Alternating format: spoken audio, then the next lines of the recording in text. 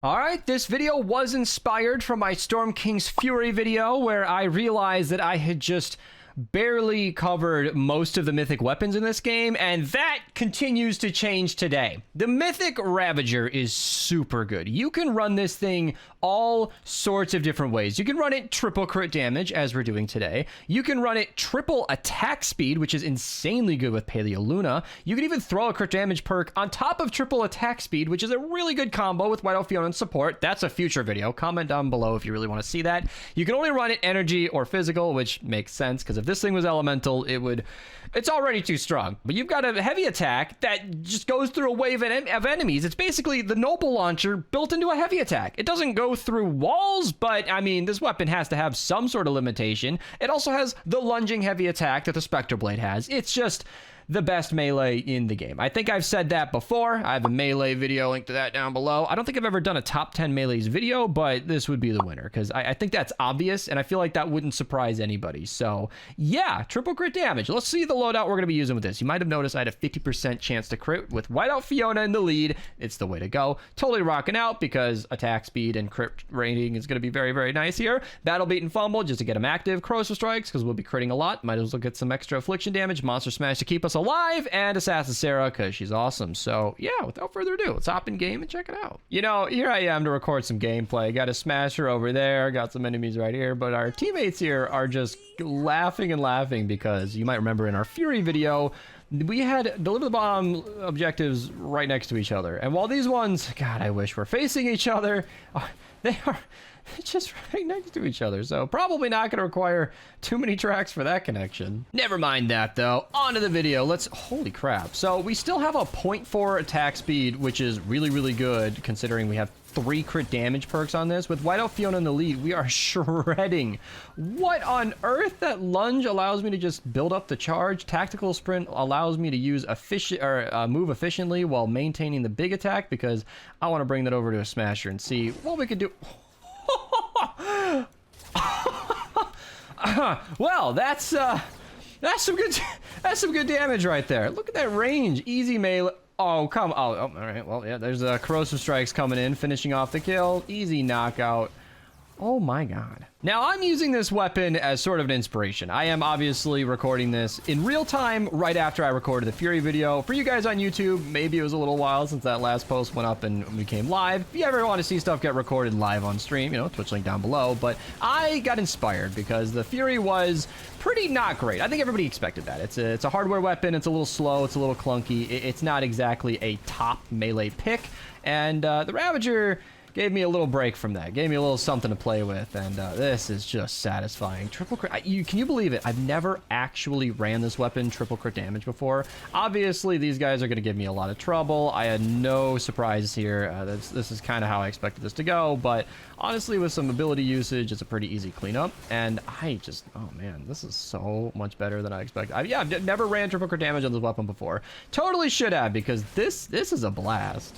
Oh, yes. Aewol-ri came in with a hot tip on a Smasher. All right, so thank you to Storm God for getting the energy pylon, which will give me 120 energy instead of 100. But even with that, holy crap, that damage. I'm trying to have a casual conversation, and the damage from this thing is just blowing me away.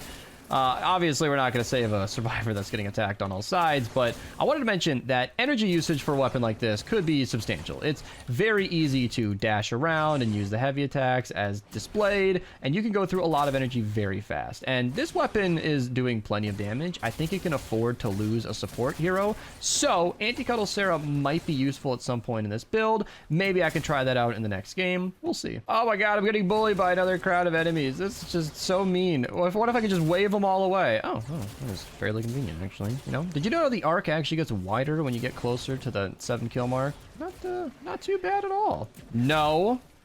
He almost got me, guys. He almost got me. All these enemies are so spread out. Gosh, if only there was a way to just lunge between. Oh, okay, all right. You know, that one was a bit of a goof. My bad on that front. This is really satisfying to be able to use White Elf Fiona in the lead.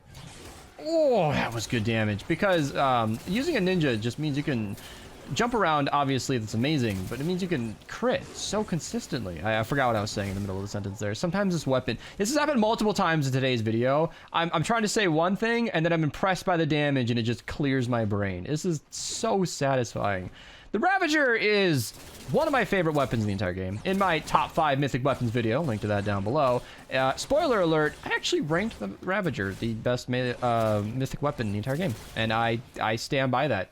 It surprises many, because you'd think, oh, the Wrath is #1, it's best damage. But it's not really a, whoa, practical weapon to use all the time. And this is why. This weapon, you should see it with triple damage. If you guys have somehow never used the Ravager with triple damage, or a triple attack speed, I should say, that is highly recommended loadout. Triple attack speed with Luna is the conventional best DPS, but totally rocking out triple damage is higher technically, but it's a little difficult to get the bonus active all the time, as you can see. Let's, on that note, get this mission started and see how this thing does then. All right, the defense begins. This one's actually kind of a fun one. We got a little corner spot over here with some gas. We got some Ben's war cry. We got some tire traps dropping down. We got the lady friend in chat. I was just telling chat that the lady, we're just publicizing this in a YouTube video now, apparently. She said she always comes by the streams. Here I am, live for 9.5 hours. And if I didn't remind her to join in, who knows if she would have stopped by. I gotta yell at her now. You know? I gotta go all cranky now. I wanted the lady to come by while I'm streaming. It's been a long session. I'm actually surprised. I mean, you guys on YouTube won't maybe know this without looking at my camera or my overlay here, but I've been live for 9.5 hours and I'm still recording. I did not plan on recording any videos today, but honestly, look at this Ravager. What do I need to say? It's doing so much damage, and honestly, I think Iza, Monster Smash, and support giving me Life Leech on all this damage is keeping me alive really well. I'm honestly impressed. I did not think she would keep up as well, but realistically, triple crit damage is doing a lot of weapon damage, which Life Leech works on a percentage. That's kind of how she functions. Maybe I shouldn't be surprised after all, but yeah, I want to move over here. She said she was busy earlier. You know, I was busy doing, I don't know. I believe her. I believe her, you know, we'll see. I was joking with the stream saying that the relationship's going too well. I need to get some drama. I'm going to be mad at you for no reason. Oh, fuck, what was that? Did I just teleport back? I rubber banded. Oh my god. I haven't used the term rubber band in a long time. I feel like modern internet has just gotten too good. Like, video game lag compensation has just developed too far, and that just doesn't happen that often. Look at all the kills. Look at all the kills. These trap tunnels are doing a good job. Is this 2 smashers right here? Let's see, 1 shot. Woo! Half the health on both of them, and basic help from the traps is all that's needed. That is just so good. That is so good. What kind of modifiers do we have in this mini-boss? I've never able to participate in a mini-boss, but finally I'm using a weapon that's strong enough to actually maybe do something. He walks away a little bit, get that extra damage. Was that only 1,000,000 damage? I was not impressed. Okay, so most weapons I showcase can't really do much to a mini-boss without... totally rocking out active. I'm not doing a ton.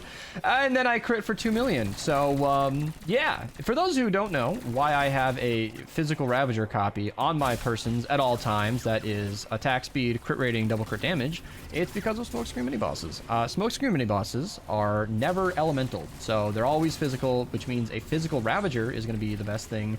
A physical Ravager, with the perks I just said, is basically your best bet. I have this copy right here on hand at all times for any loadout. If there's a physical Smokescreen mini-boss, I use that to take them out. So it's actually really, really good for that purpose. I had to actually change the element on this copy today and then change the crit rating to crit damage so we can enjoy the weapon we're seeing today. I think it went without saying. You guys could obviously see it that this is a 144 copy. It's only about a 14.5% damage difference, supercharged weapon, so I don't always feel like that's worth mentioning, but yeah. If you guys ever want a recommendation on what to supercharge, if you're wondering if this weapon should be a weapon you supercharge, link to my supercharge video down below. I think it's actually super useful because you shouldn't just supercharge the best weapons. I feel like, oh, I figured that might clear it. Oh, I guess I was wrong. I figure best weapons in the game already are the best weapons in the game. They don't really need any more help. I mean, you just saw what I did to that mini-boss, or Smasher.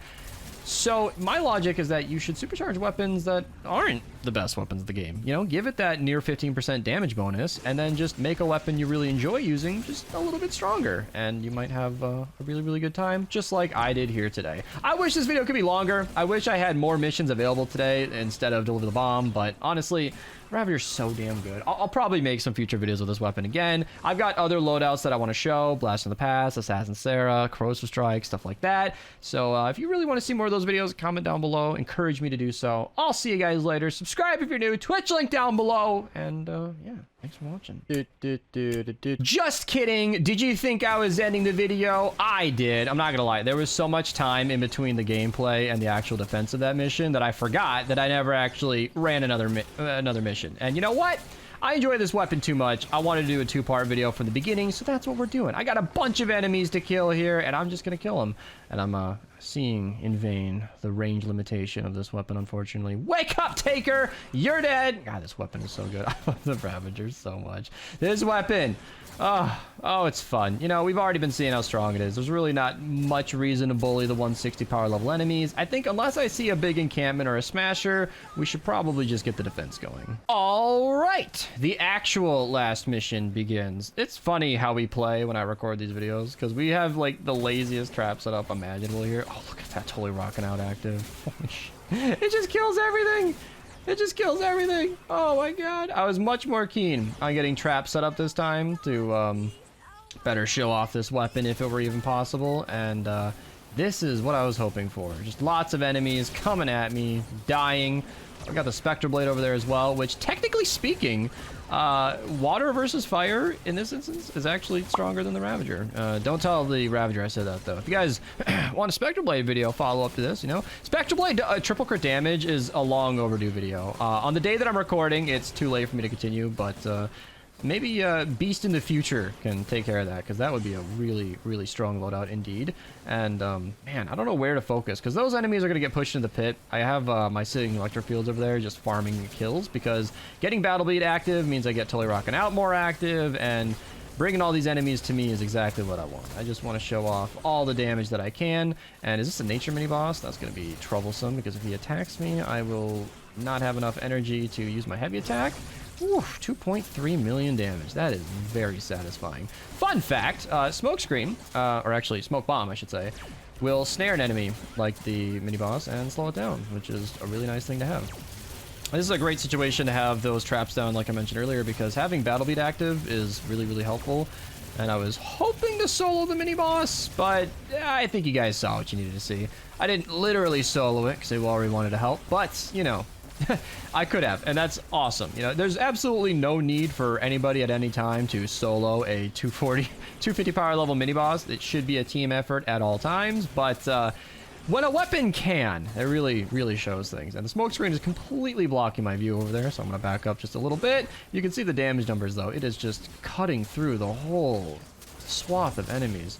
Chrome husks are still a thing because some jerk in this lobby never actually did their blockbuster quest. It was me. I never actually did my blockbuster quest. The whole season, I've had commenters asking me what the extra zone is on my map, and it's the crater mission that I never did. I'm on like page 1 of blockbuster.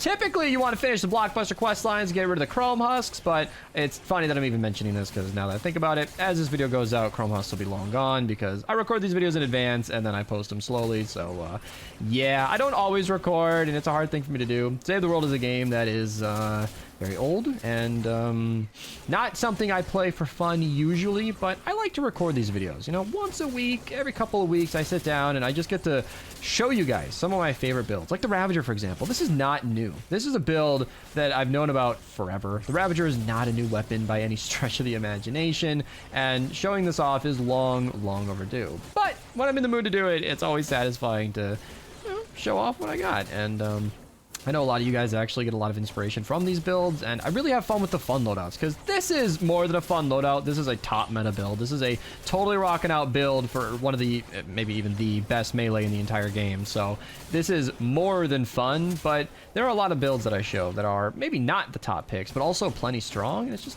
makes the game more interesting. I feel like Save the World is more fun when you play with diversity. A lot of people, as I literally just mentioned myself dealing with, struggle to play this game for fun for long hours when I've already been playing for years, you know. When you're out of heroes to unlock and out of hero weapons to go get, it can be really fun to shake things up. Or honestly, sometimes I have so much fun using so many random weapons that I don't use the Ravager for long periods of time. And it can be really cool to just go back to a top meta pick and just shred everything in sight. So yeah, for real this time. Thank you so much for watching. Subscribe, Twitch link down below, you know, Advanced GG, just plugging things left and right. I'll see you guys in the next one, and yeah, goodbye. And